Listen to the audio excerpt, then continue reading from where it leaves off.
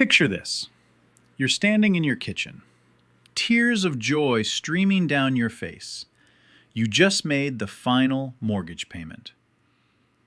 After 15 years of sacrifice, of skipping vacations, of saying no to opportunities, you finally own your home. No bank, no debt, just you and four walls. You post about it on social media. Everyone congratulates you. You feel like you've won. But 6 months later, you're sitting across from a bankruptcy attorney, wondering how everything fell apart so fast. What just happened? Welcome to WealthSimplify, where we make money simple enough for anyone to understand. Stick around and watch this whole video because if you skip even one part, you will miss something important. While you're here, consider subscribing and giving this video a like. It tells the YouTube algorithm that you're serious about improving your money, and YouTube will start showing you more relevant content like this video that actually helps you succeed. You found this video for a reason, so make it count. Now, before we go any further, I need you to understand something. What I'm about to share with you goes against everything your parents probably taught you. It contradicts the advice you hear from financial gurus on TV, and it might make you uncomfortable. But the math doesn't lie.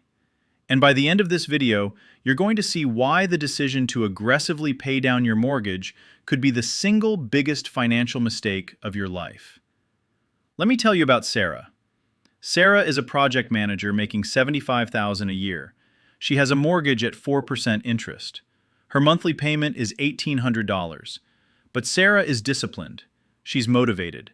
So every single month, she sends an extra $1,000 to the bank. She watches that principal balance shrink. It feels incredible. It feels like progress. It feels like she's crushing it.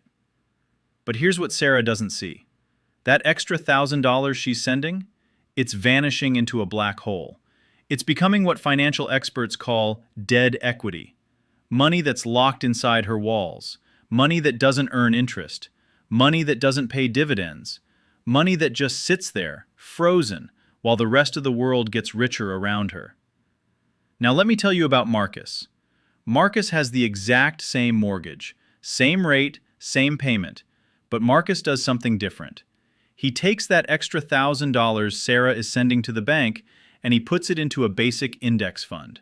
Nothing fancy, just a simple investment in the stock market.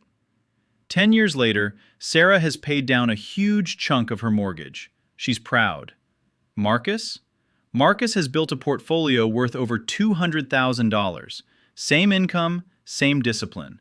But Marcus made one different choice, and that choice created $200,000 of wealth that Sarah will never see. Here's the question nobody wants to ask. If someone offered you an investment that guaranteed you would earn 3%, 4%, or 5% per year, and told you that you couldn't touch that money without massive penalties, would you take it? Of course not. You'd laugh them out of the room. But that's exactly what you're doing when you pay extra on your mortgage.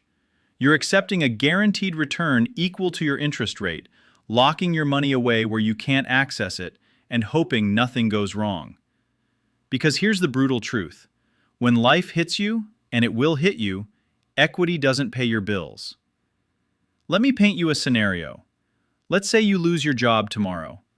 The industry you work in collapses. It's not your fault. The economy shifted, technology changed, whatever. You're out of work. Now, if you spent the last 10 years aggressively paying down your mortgage, you might have $300,000 in equity sitting in that house. That's impressive on paper. But can you buy groceries with equity?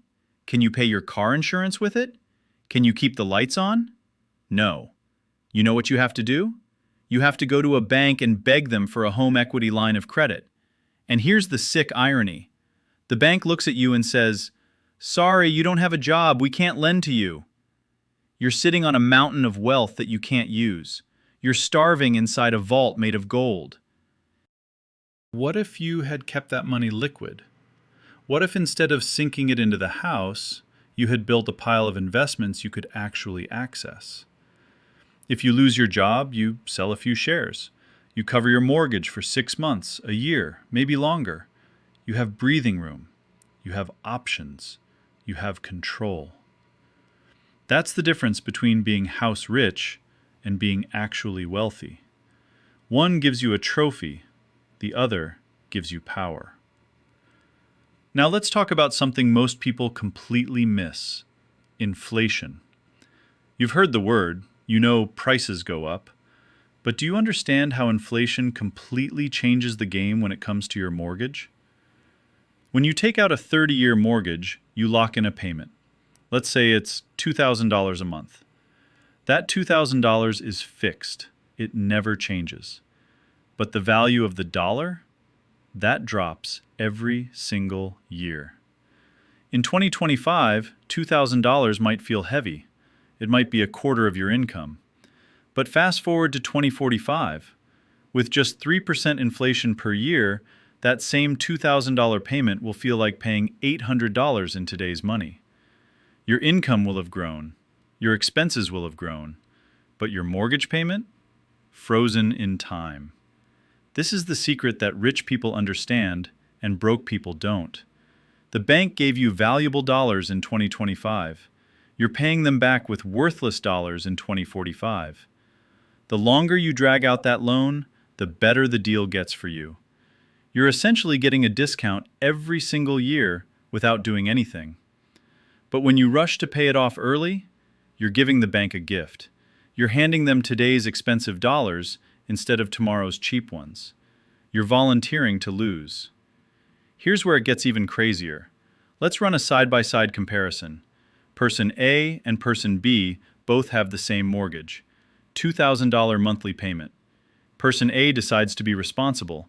They pay an extra $1,000 a month toward the principal. They're going to pay off that house in 15 years. Person B keeps the mortgage for the full 30 years, but takes that extra $1,000 and invests it. After 15 years, person A has a paid-off house. They feel amazing. They throw a party. Person B? Person B has about $400,000 sitting in their investment account, but person B doesn't stop. They keep investing that $1,000 a month for another 15 years. At the end of 30 years, person A has a paid-off house worth maybe $700,000. Person B has a house that's also worth $700,000, because appreciation happens whether you have a mortgage or not, plus an investment portfolio worth close to $2 million. Let me say that again. The person who rushed to pay off the debt has $700,000 in net worth. The person who kept the debt and invested has $2.7 million. Same income, same discipline, different strategy. $1.8 million difference. That's the cost of financial peace of mind. That's the price you pay for doing what feels safe instead of what actually works. Now I know what you're thinking. You're thinking, but what about risk? What if the market crashes? What if I can't handle the stress of carrying debt? And this is where we need to completely flip the definition of risk. Most people think risk means owing money.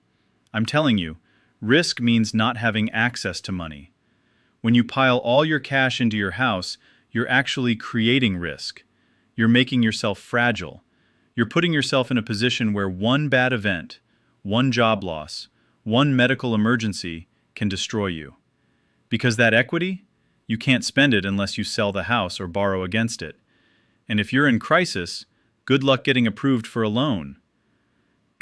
Compare that to the person who kept the mortgage and built a liquid investment account.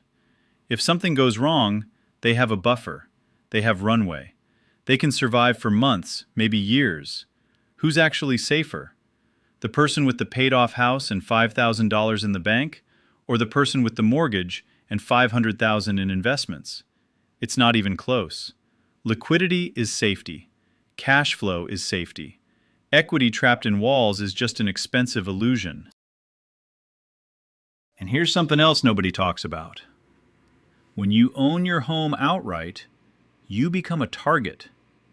If someone sues you, if you get into legal trouble, if a creditor comes after you, a paid-off house is a giant bullseye. It's an asset they can go after. But if you have a mortgage, if the bank technically owns 80% of the house, there's nothing there for them to take. You look poor on paper, even if you're secretly rich in your brokerage account. Debt can actually act as a shield. It keeps you under the radar while your real wealth grows somewhere safe and liquid. Let me give you the bottom line. There is exactly one scenario where paying off your mortgage early makes sense. If your interest rate is higher than what you can reliably earn by investing, then yes, pay it down. If you have a 9% mortgage and the market returns 8%, pay the mortgage. That's a guaranteed win. Or if you have zero financial discipline. If you know that any money you don't send to the bank will be spent on nonsense, then fine. Use the mortgage as a forced savings plan. But if you're disciplined, if you're intentional, if you actually want to build wealth, then a low-interest mortgage is a gift. It's a tool. It's a financial weapon that lets you multiply your money while inflation eats away at what you owe. So here's what I want you to do. If you've been sending extra money toward your mortgage every month, stop. Just stop. Take that same amount, open a brokerage account, and set up an automatic transfer into a low-cost index fund. Watch it grow. In 10 years, look at the balance. Compare it to the interest you saved on the house. You'll see the difference with your own eyes. And more importantly, if life throws you a curveball tomorrow, you'll have money you can actually use. Not equity you have to beg a bank to access. Real money, liquid money, money that gives you options. The paid-off house is a trophy. A growing investment account is a fortress. I'd take the fortress every single time. If this video just shifted how you think about debt, drop a comment and let me know. Share this with someone who's been obsessing over killing their mortgage. And remember, the goal isn't to be debt-free. The goal is to be financially free. And those two things are not the same. I'll see you in the next one.